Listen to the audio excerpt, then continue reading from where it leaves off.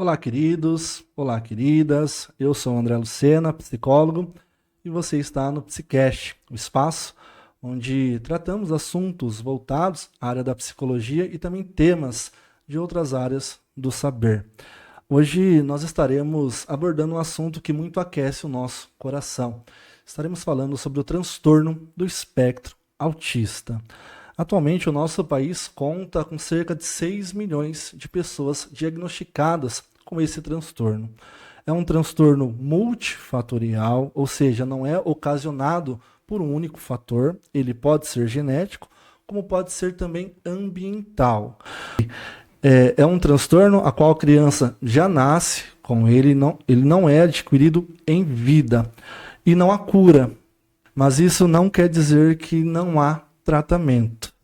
Hoje há uma abordagem psicoterapêutica que vem levando esperança para milhares de crianças e também familiares dessas crianças, que é a análise do comportamento aplicada ao autismo, mais conhecido como psicoterapia ABA.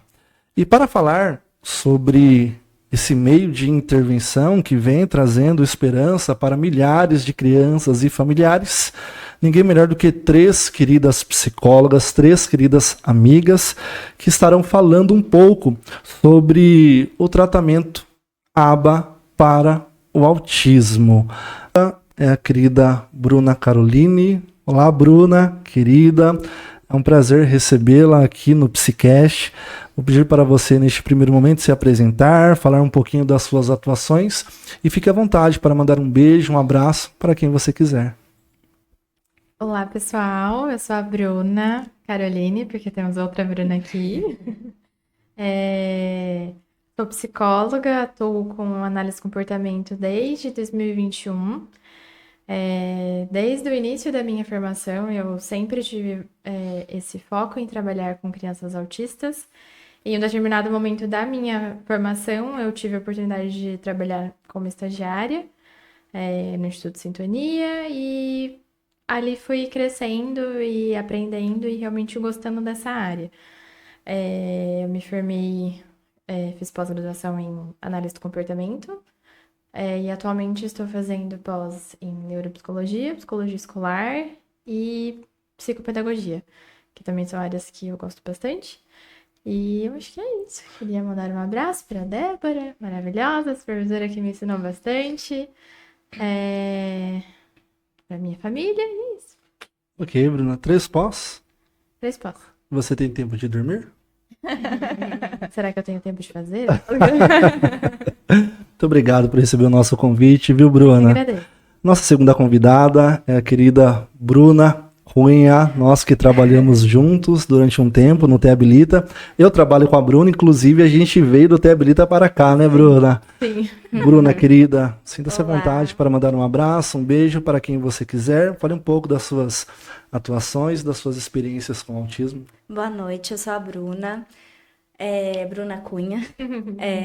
Eu sou psicóloga, eu atuo na área desde 2021 e comecei como estagiária também, na qual eu aprendi muito, né? E desde então eu estou trabalhando com autismo e é uma área que eu gosto bastante. Me formei em 2023, né, na graduação em psicologia e tenho pós em análise do comportamento aplicada. Futuramente penso em fazer outra pós, mas no momento não faço, tá? Mas penso em neuropsicologia futuramente para me aprimorar mais aí. É E uma é área, é isso. uma área muito rica, né, Bruna? É, Requer que a gente sempre esteja estudando, né, nos exato. qualificando. Nossa terceira convidada, querida Beatriz Carosa. Olá, Bia, querida, tudo bem? Seja bem-vinda. A exemplo das nossas 2 colegas, vou pedir para que você se apresente para o pessoal, fale um pouco das suas atuações, fale um pouco também das suas experiências com esse público maravilhoso, que são as crianças autistas. Olá, gente, boa noite. Sou a Bia. Comecei desde sempre, me interessava por atender criança, por estar com o público infantil, então desde novinha fazia trabalhos voluntários com criança, na escolha, sempre fiquei tendenciada em até a pedagogia ou a psicologia, e no final fui para psico mesmo. Terminei minha graduação junto com as meninas, então éramos colegas de sala. Verdade. Então, em 2023, ganhei o título de psicóloga. Eu fiz estágio também em 2021 e desde então fui me encantando por como a gente ensina brincando, e desde então eu tô nessa área, brincando, ensinando. Tenho pós-graduação em psicoterapia voltada para a aba. Tenho vontade de fazer outras pós, tenho na questão de psicologia escolar, será que seremos companheiras? E aprofundando também na parte clínica, que eu também faço com adultos e adolescentes, e voltados para TCC também. Então, já obtive também pacientes nesse lado público adulto, com TEA. Então, é um ramo absurdamente grande. Você trabalha com duas abordagens hoje? Duas abordagens. Com a TCC e com a ABA. Com a TCC e com a ABA. Extraordinário. A questão da TCC, ela também é muito bem-vinda, né, no tratamento de crianças autistas. Todavia, ela não tem a eficácia que o ABA tem. Por quê? O ABA, ele é muito eficaz nível 2, nível 3. A TCC, ela consegue prestar um tratamento bem legal quando a criança ela é extremamente funcional, né? Aí nível 2, nível 3 é o ABA.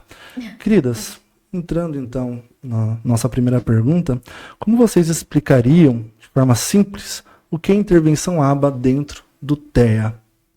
Bia, querida? Eu acho que o André já resumiu bastante explicando, mas o ABA, ele é um método que foi comprovado, que foi estudado. Então, o que a gente faz foi pensado minuciosamente, e óbvio que aqui eu faço um parênteses, porque a gente analisa cada caso, cada criança, todo caso é um caso, toda criança vai ter o seu plano específico, mas é algo que tem uma metodologia que funciona, que a gente já viu N casos e a gente consegue falar que sim, funciona e ajuda muito. É que é bastante um ensino por repetição, né? Sim, Então, sim. a gente repete várias vezes. Então, a gente vê bastante casos, às vezes, de criança com deficiência intelectual que você precisa repetir muito e sempre, porque senão a criança não adquire, né? Então, o ABA, ele traz bastante isso. Tem o ensino por tentativas discretas, que a gente tem que fazer pelo menos ali 10 vezes e, tipo, 3 dias. 80% das respostas precisam estar independente, então ela tem que fazer 100 dicas, e aí isso ajuda, né? É isso. É uma coisa que foi comprovada que ensina, né? É a habilidade que falta, né? Bruna, querida? E também pode aperfeiçoar as habilidades que as crianças já têm também, né? Então, isso que é importante a gente ver também. Cada indivíduo é um indivíduo. Então, a gente pode aprimorar o que ela já tem de habilidades, mas também ajudar em comportamentos adaptativos, né? Que aí a gente vai estar auxiliando na terapia, na sessão. Então, tudo é válido para a gente ajudar essa criança, esse indivíduo. E quais são as principais habilidades que podem ser desenvolvidas por meio do ABA? Bia? Eu acho que essa pergunta, ela é ampla demais, porque, tipo, a gente pode ir desde ensinar a criança a fazer o contato visual, até mesmo preparar um jovem adolescente para uma entrevista de emprego. Então, a gente começa com habilidades básicas, a gente pode também trabalhar habilidades escolares e principalmente as habilidades sociais. Então, no ABA, a gente praticamente trabalha tudo para garantir que essa criança cresça tendo maior autonomia e independência na vida cotidiana. Eu acho que esse é o principal, assim. Bruna? Sim, a gente trabalha muito com habilidades sociais, a comunicação, os mandos, né, pedidos. Então, isso auxilia em tudo na criança, a comunicação aí. Porque a gente vê que muitas crianças se frustram por não saber se comunicar. Então, a terapia ABA tá aí também para ajudar nesse sentido. Então, a gente E a importância Ajuda. também do trabalho multidisciplinar, né? Com certeza. Uma fono para A ajudar na fono. comunicação, né? Sim, com certeza. Porque dentro da psicologia, o principal meio de tratamento é o ABA. Todavia, o ABA, apenas o ABA não é suficiente, né? A gente precisa também da psicopedagoga, precisamos também da TO, precisamos também de quem Da mais? físio, Da da físio, psicomotricista, musicoterapeuta e entre todos. até porque é importante que haja esse olhar, né, para a criança, esse olhar múltiplo, justamente pensando na autonomia e na evolução dessa criança, né? Então é de suma importância que tenha também esse acompanhamento múltiplo. Correto, Bruna? Sim, com certeza. Precisamos bastante. Muitas famílias ainda têm dúvidas sobre o autismo. Qual é o maior mito que vocês gostariam de desmistificar hoje? Bruna Cunha. Então, eu pensei, e muitas famílias ainda falam que os filhos delas não têm sentimento, não têm emoções. Então, isso é um grande mito, né? Cada criança se expressa do seu jeito. Então, a gente trabalha isso em terapia também, as emoções, como lidar com frustrações também, né? Com as habilidades sociais, que aí é bem importante. Então, isso é um grande mito. Falar que as crianças não têm emoções, que não se expressam, mas elas se expressam. Às vezes elas só não sabem como se expressar. Então, aí a gente tá ali para ajudar também e auxiliar esses pais, essa família que precisa de um auxílio nesse Perfeito. sentido. Perfeito. Bruna? Caroline? Eu acho que também o mito de que a criança não, às vezes ela não é um ser humano, no sentido de que ela não merece respeito. Não é porque ela é autista que ela não merece respeito. Então, a gente às vezes acaba entrando numa coisa automática de olhar para aquela criança como se ela não fosse ninguém. E não pode. Ela é uma criança, como a Bruna disse, ela tem sentimentos e ela precisa de respeito. Então, se por acaso ela ainda usa fralda e você vai ver a fralda dela, não vai colocando a mão ali. Como é que ela vai saber que isso é normal ou que isso não é normal? Então, você vai ver a fralda dela, com licença, eu vou ver sua fralda. Posso ver? Dá licença. E não chegar ali tocando nas partes íntimas da criança, porque daí outra pessoa chega e faz isso, ela vai achar que isso é normal. Sim. Então, é isso do consentimento. É tipo, a criança estar também bem para ela fazer terapia. Não adianta ela a criança não dormiu, a criança não comeu, a criança tá doente. Ela tá fazendo o que na terapia? Né? Outro mito, que o atestado médico só vale para escola, não vale para terapia. É um mito que a gente vê direto, por isso que a gente vive doente. É incrível. Que acha que o atestado médico só funciona para se funciona para escola, se não levou para escola, não leva na terapia, sabe? Porque o que acontece? O terapeuta fica doente. A criança fica sem terapia de toda forma. Então, assim, né? É muito E fora difícil. que a gente não faz o nosso propósito. É, Pegando porque- o seu gancho, porque aí a criança tá doente, a gente não vai, porque aí entra até a nossa postura profissional de que a gente não vai forçar a criança com aquela pequeno resquício de força que ela já tem para estar lá. A gente não vai forçar ela a fazer algo. E a própria terapia pode se tornar aversiva para essa certeza. criança, né? Porque ela já vem mal, vem com dor no corpo, né? Com coriza, com tosse, com febre. E realmente, gente, é ossos do ofício, né? Eu mesmo no final de semana passado, meu Deus, eu só tive uma certa melhora quando eu tomei uma injeção lá no Hospital Beneficência Portuguesa. Mas sábado e domingo foram dias assim terríveis. Mas faz parte, né? Faz parte. Como a participação da família, ou melhor, em que momento os pais devem procurar acompanhamento especializado para a criança? Bruna Cunha. Assim, se observarem a questão da comunicação, algo que tiverem dúvida mesmo, acredito que é importante procurar um profissional. Não procurar diagnóstico na internet, tá? Procurar profissionais. Tá em dúvida com a sua criança? Não tá verbalizando, não tá falando. procura um profissional. Acho que o quanto antes, melhor, sabe? O que você observar e tiver dúvida, eu acho que é o ponto de partida aí pra procurar. Bia? Eu acho que o que a Bruna falou faz muito sentido. E assim, as crianças naturalmente acabam indo em consultas periódicas com o pediatra. Exato. Então, ele também pode muito ajudar a identificar esses pontos, porque cada criança a gente observa em que parte do desenvolvimento ela está. Então, uma criança de 3 anos, ela só vai ter as habilidades de ser capaz de fazer algo comparado com uma criança de 3 anos.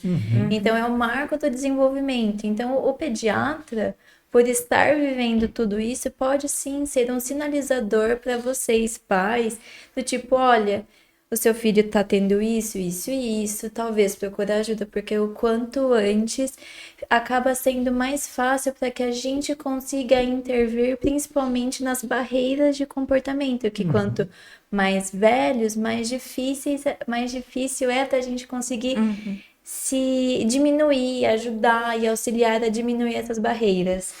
Muito. Eu acho que queria acrescentar uma Não, coisa. por favor. Não só isso também, eu acho que é perceber se perdeu a habilidade. Sim. Então, por exemplo, não sou mãe, mas falam bastante, né, que quando tá amamentando, a criança tem o contato visual. Então, se Perfeito, ela tem o Bruna. contato Perfeito. visual e ela perde isso, opa, você já fica mais esperto. Ah, ela tava começando a querer falar e aí ela parou. Regride. É um ponto muito importante. Tem que ter essas trocas afetivas, trocas de olhares, né? sim. Aí já acende o natural, botãozinho né? de alerta. Sim, é natural.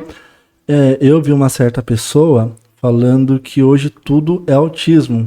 Ele fez a seguinte pergunta: mas é autismo mesmo, todos esses diagnósticos que estão saindo por aí? Eu falei, sim, o que mudou foi a evolução do diagnóstico, né? Então, o autismo de hoje, ele sempre existiu no passado, né? Hoje, com a evolução da ciência, nós conseguimos diagnosticar crianças até de 2 anos, no mínimo. Eu acho que é. 2 anos, Eu né? acho que é. Com 1 ano e pouquinho, você já percebe Já alguns consegue. sinais. É que nem, tá Mas estranho, é mais ele não... evidente a partir de 2. É, Que aí é quando a criança em tese já tá começando a falar, começando a andar, mais ou ou menos. que na teoria deveria estar, né, nisso. Sim. Mas às vezes tem lá, com 1 ano e 8 meses, a criança não fala nada, só Nem leva é. sua mão pra pedir coisas, então você já fica, mas... E quanto mais cedo o diagnóstico dessa criança, melhor é para ela, né? Porque ela é diagnosticada e ela é submetida ao tratamento padrão ouro dentro da psicologia, que é o ABA, né? Então, é importante, pai, mãe, vocês estejam atentos a esses sinais. Perceberam que a criança, desde pequenininha, não tem trocas afetivas, não tem trocas de olhar. Comece a observar e procure a ajuda de um profissional da área. No caso, qual profissional que pode ajudar no diagnóstico? No diagnóstico?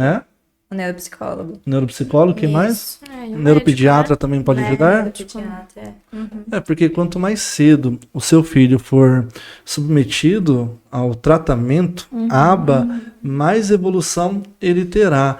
Porque entra a questão da rigidez também, né? Quanto mais tarde foi feito o diagnóstico, há uma rigidez por parte da criança, correto?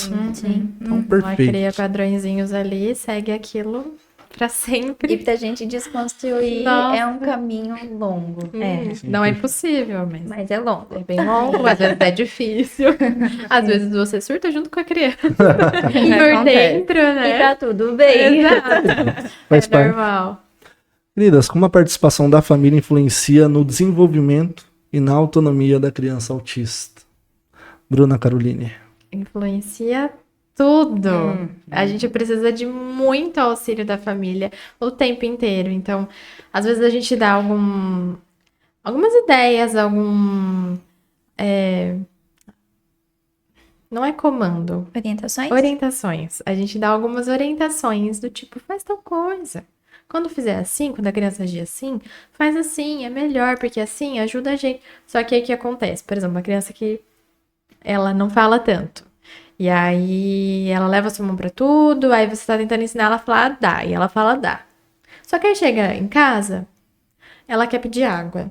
Aí ela faz, mas ela poderia falar dá. E aí a família escutou o já vai lá e entrega. Não exige um dá. Quando ela tem essa capacidade. Então, eu acho que a família precisa ser muito parceira. Mas é muito difícil a gente ter uma família muito parceira. É muito difícil. A gente entende também que tem muitos fatores que estar 24 horas por dia, 7 dias na semana com uma criança autista que exige muito, né, da família.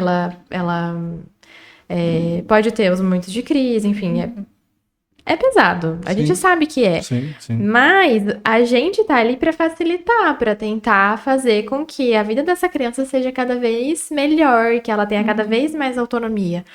Só que se a família não colabora, a gente não consegue. Às vezes até dela dar informações pra gente. Você pede pra família, viu? Me conta, como é que é isso? Foi no médico? Não sei o que, a família foi. Aí você escuta de outro membro da família. Não, nunca fui, nunca levei nesse médico. Aí você fica assim, gente. Mas vocês estão jogando contra ou a favor, sabe? E É, eu acho. pode Desculpa. falar, imagina, Bia. Eu acho que quando você traz sobre a equipe multi, a família está inclusa nessa equipe multi. Perfeito. Porque é como a Bruna trouxe, a gente passa 2, 3 horas com a criança ao longo da semana, ou até mais mesmo. Mas a família fica todos os dias. Então, sem essa outra parte da equipe, a gente não consegue garantir uma eficácia 100%. Então, mesmo a gente tendo psico, fono, físio, TO, psicomotricista, dentre todos os profissionais, um membro dessa equipe multi é a família, seja eles os pais, seja eles os avós. Quanto mais gente estiver junto com a criança, junto com a gente, terapeuta, melhor. Sim, por isso que é importante, né? Essa comunicação entre família, escola, terapeutas, alinhar tudo isso, todos os manejos, né? Porque é importante, né? Porque a criança passa a maior parte do tempo aonde? Em casa, Sim, perfeito. escola também, né? Perfeito. Então, E com a escola também é bastante difícil, né? Você faz uma reunião com a comunicação escola, aí é você fala difícil. assim, olha, vamos fazer assim? Quando acontecer isso, faz assim, a escola vai lá e não faz. Eu tô tentando te ajudar, né? Nós somos o terapeuta da criança, a família coterapeuta, né? Por isso com que é certeza. importante também ter essa troca com as famílias para também instruí-los de como eles podem proceder com aquela criança. Por quê? Eu acho que o nosso grande objetivo não é que a criança ela evolua no set psicoterapêutico, mas não evolua com a família. Então é por isso que deve haver essa sintonia entre família, terapeutas e também escola. Sim. É o tripé. É o triângulo. Até porque tem a questão da orientação parental, que ajuda nesse sentido, né? Sim. É de suma importância. Quais sinais de evolução costumam ser percebidos no dia a dia após o início da intervenção? Bia? Eu acho que aqui é uma pergunta que me pegou, vou ser bem franca, porque a gente pode observar de qualquer cenário. A gente pode observar nas evoluções das atividades que a gente propõe e até em outros tipos de avanços. Se eu puder trazer um caso, eu já vi crianças que no início da terapia tinham aversão, não gostavam de estar num meio cheio de gente. E hoje, depois de alguns anos de terapia, ela abraça outros terapeutas que nem são terapeutas dela. Ela brinca com outras crianças. Então, tipo, para mim, esses marcos são tão importantes quanto. Então, e outras crianças, por exemplo, o marco maior que a gente pode é talvez ela diminuir a quantidade de choro frente a uma atividade. Então, são evoluções que conforme o tempo de terapia, mas foge das habilidades que talvez os pais estejam buscando. Então, para mim, toda pequeno marco, essas coisas assim mais sutis também são evoluções que a gente vai conquistando. Excelente, Bia. Bruna? Dá pra perceber que na terapia, conforme a criança vai frequentando, ela tem uma maior interação entre terapeuta, né? Ela quer se comunicar mais, né? Não comunicar aqui, eu digo não somente verbal, a não verbal também. Porque dependendo do caso, a criança usa pranchas de comunicações, né? A gente percebe muitos avanços das crianças, né? Porque muitas chegam sem o apontar, por exemplo, né? Então a gente começa a fazer esses ensinos, né? De apontar. Aí a gente reforça, fala, parabéns, né? Então a gente orienta também as famílias a fazerem isso. Perfeito. Então a gente observa uma maior, assim, interesse em se comunicar nesse sentido, para pedir algo, até por brincar. Eles se interessam mais por brincar, às vezes eles olham pra gente, olha, né? Assim, só de olhar e querer brincar junto, a gente percebe isso, né? Mas ressaltando, cada criança tem o seu jeito, mas assim, é perceptível a comunicação, assim, que eles evoluem bastante. Seja no apontar, no verbal, e eu observo isso. Bruna Caroline? Eu acho que não só na comunicação também, mas no modo de brincar. Então, Sim. às vezes chega a criança que ela só segurava 2 massinhas e corria de um lado pro outro da sala. Chega hoje, ela olha para uma coisa e fala, uva, você fala, meu Deus, você não fala nada. É muito legal, assim, né? Eu tive um pacientinho que ele tava brincando, tava comendo, e aí ele terminava, você ia correndo e ia brincar. Eu falei, não é assim. Vamos lá. Precisa falar, ele tinha capacidade de falar, ele conseguia falar, falei, então vamos ter que falar, vamos comunicar que você não quer mais comer, não é assim sair correndo. E aí eu ensinei ele, falei, olha, fala assim, então é sempre tipo dar o modelo, né? Então a gente dá o modelo e ele repete. E aí a gente comemora porque repetiu, até que chega um momento que ele olha pra sua cara e fala exatamente o que você falava, sem ajuda. Então assim, maravilhoso, é sempre também celebrar essas pequenas conquistas, né? E não, ai, nossa, agora ele faz uma coisa. Não, pô, agora antes ele entrava chorando, já não chora mais. Que legal, né? É isso. Eu acho que essa é uma das vitórias que a gente mais gosta Sim. de perceber. Nossa. A criança chegar depois de um tempo, oi, tia, abraçar, Entrar. pular e entrar de mãozinha dada. A importância do vínculo. Sim. Eu acho que pra mim, que já pegou muitos casos que chorava no início, nossa, eu me sentia, comemorava assim com a mãe e entrava correndo. Vai que a criança muda de ideia. Queridas, quais são os maiores desafios enfrentados pelos profissionais que trabalham com crianças no espectro? Bruna Cunha? Eu acho que está muito atrelado o que eu respondi entre as comunicações entre escola e família, né? A gente passa orientações e às vezes fogem da rotina, deixa a criança livre, né? Não segue orientações. Então, acho que o maior desafio é nesse sentido aí, né? Dar continuidade, porque a terapia não é só no ambiente clínico. Perfeito. É em outros ambientes também. Então, a criança tem que entender, tem que generalizar, para ela entender que não é só naquele ambiente que ela tem que responder daquela maneira, que é na escola que ela passa bom tempo lá com a família, em casa. Então, essa é uma grande dificuldade mesmo, enquanto terapeutas aí. Acho que em todas as áreas. Sim, Bruna? com certeza. É o que eu tava falando, é a família, assim, que às vezes é muito difícil a gente, às vezes, ter uma informação certa. O paciente, às vezes, tá passando por uma situação em que ele aparenta um medo por uma coisa que você nunca tinha visto. E aí você fica, ué.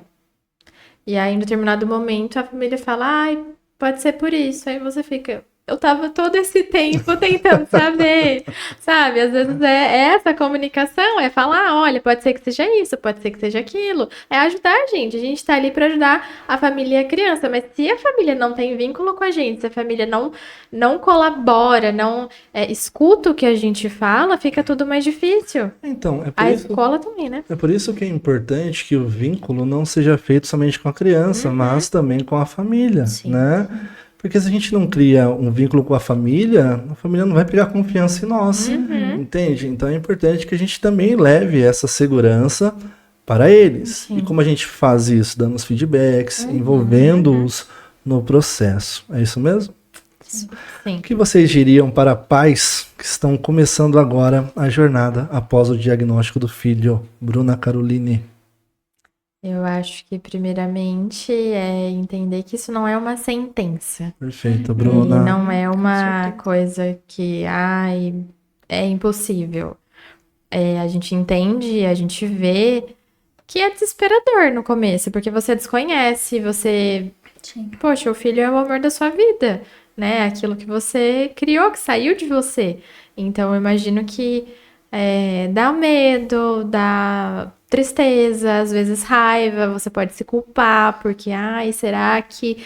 Mas tentar não levar por esse lado e lembrar que hoje a gente tem uma ciência e tem formas de lidar com isso e fazer com que essa criança avance. Por isso que a análise do comportamento, ela é tão boa nesse sentido, porque você vê avanço, ela é comprovada, é uma coisa que é comprovada, funciona. Não é ai, pode ser que funciona. Não, ela funciona, né? A gente vê resultado. Então, acho que é isso, lembrar que não é uma sentença, não é porque ele foi diagnosticado com nível 3, não grau, grau é de óculos, não é grau. É nível 3 de suporte, por exemplo, se ele foi diagnosticado com nível 3, não significa que ele vai ser para sempre nível 3. Pode ser que ele avance para o nível 2. Isso significa que ele está ganhando mais independência e que ele está conseguindo, né, avançar na vida. Então, é lembrar sempre, não é uma sentença, é um diagnóstico que dá um nome para aquilo que ele está passando. Não significa que vai ser assim para sempre. Bruna Exato. Cunha.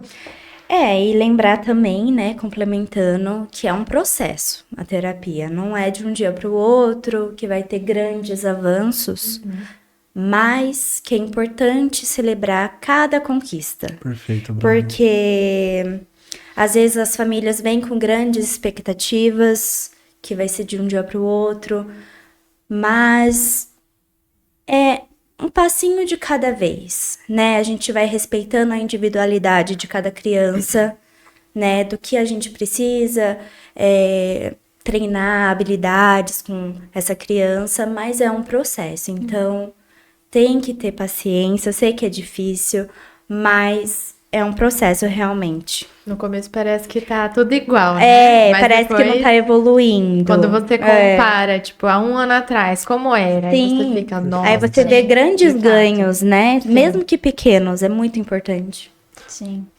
Bia, querida. Eu acho que é isso que as meninas trouxeram, é tipo, tenham paciência. É complicado a jornada, mas juntos a gente consegue. E outro conselho é, seja parceiro dos terapeutas dos seus filhos. Eles não estão lá para julgar vocês. A gente quer ajudar. A gente gosta da criança de vocês como, nossa, se fosse tudo pra gente. Então a gente não vai fazer nada que seja para machucar, para tirar o respeito deles. Então confiem na gente. Sejam sinceras com a gente, sejam nossos parceiros, porque como eu disse antes, vocês também fazem parte da nossa equipe multidisciplinar. Sim, perfeito. Sim. E é interessante também que a gente olhe para as mães com um olhar de empatia, né, gente? Porque, principalmente as mães, né? Os pais, eles são aqueles que saem, vão trabalhar, e as demandas da criança ficam com quem? Com a mãe. Pai que acha que só dele sair de casa para trabalhar 8 horas, ele acha que está fazendo a parte dele, ele não está. Porque a mãe, ela é mãe e cuidadora. Quando essa criança acorda, quando essa criança ela vai para a terapia, quando essa criança volta da terapia, ela é mãe e cuidadora nas madrugadas. Então é importante também que a gente tenha esse olhar de empatia para essa mãe. Porque quem abre mão do autocuidado, quem abre mão da vida social são essas mães. Então, por isso que é importante também que a gente tenha essa visão no que diz respeito a tudo isso que elas enfrentam. Queridas, para finalizar, qual mensagem vocês gostariam de deixar para as famílias e profissionais que acompanham pessoas com TEA? Bruna Cunha. Para as famílias, eu quero falar que celebre cada conquista, por mais pequena que seja essa conquista. é uma conquista, é um ganho, né? Por mais que você não veja naquele momento, seu filho tá ganhando, sua filha. Então é só celebrar, né? Ser parceiro também dos terapeutas, importante. Quanto mais informações melhores pra gente, né? Que a gente tá tratando com respeito essa criança, vocês, como família também. E para os profissionais que estão nessa área, eu falo para se aprimorar mais, cada dia mais, estudando, porque é uma área assim que é muito abrangente. Então a gente tem que continuar se enriquecendo nesse sentido, né? De Sempre há o que estudar, né? É, sempre há o há. que conhecer. Muitos estudos, né? Sim, Se com atualizar. certeza, com certeza. E da Bia? Eu acho que aí também vem mais um mito de que vocês, pais, vocês também precisam se cuidar. Como o André trouxe, é muito difícil. Então, vocês também merecem ser cuidados, vocês também precisam ser ouvidos. Então, eu acho que isso também abrange para os profissionais, porque da mesma forma que os pais têm essa carga bem mais pesada do que a gente também passa por muitos perrengues. Então, a gente também merece ser cuidado. A gente cuida, e isso é incluindo a gente terapeuta, vocês pais, mas também precisamos ser cuidados, porque como que a gente vai cuidar de alguém se a gente não está nos cuidando? Perfeito, Bia. Bruna Caroline. Eu acho que também entra um pouco daquilo que eu estava falando também, né? A gente lembrar que a criança, ela é um ser humano, ela merece respeito. Se ela tá cansada, ela não tá bem. Se ela não dormiu bem, ela não tá bem. Se ela tá doente, ela não tá bem. E por mais, né, a gente entende às vezes esse desespero que dá na família do tipo, esse meu filho precisa avançar, ele precisa se desenvolver, né? Porque o autismo ele traz atraso no desenvolvimento, a gente sabe disso. E a gente busca com que facilitar, né, com que esse desenvolvimento ocorra. Mas ao mesmo tempo, se a criança não estiver bem, a gente não consegue. Então, penso que é lembrar que essa criança é uma criança e que às vezes ela precisa descansar. Às vezes ela tem muitas horas de terapia. A gente vê, às vezes, médicos que nem conhecem muito, coloca 40 horas de terapia para criança. E a gente fica. Essa criança não tem tempo de ser criança. Perfeito. Por quê? Porque ela já passa um período na escola e aí ela tem que passar o resto do tempo só fazendo terapia. Ela não tem oportunidade de fazer uma natação, fazer um futebol, fazer alguma outra coisa. Então é sempre lembrar que essa criança é uma criança. Ela precisa ser criança, ela precisa brincar, ela precisa descansar, dormir, né? Lembrar que ela é uma criança, que ela merece respeito.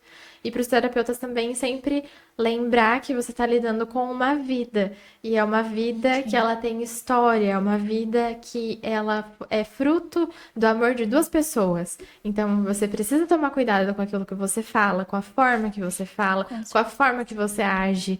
Porque aquela criança, ela é um espelhinho, ela tá ali sempre te olhando, te observando. Às vezes a gente acha que não, mas eu já vi uma criança que ela falou, eu falava sempre assim, o outro tio vai ficar com você, agora a tia Bruna vai sair. Eu achava que eu falava assim. E aí, do nada, essa criança olha, vê esse tio e fala assim, o tio vai ficar com você. Viu? E eu fiquei, gente, eu falo viu?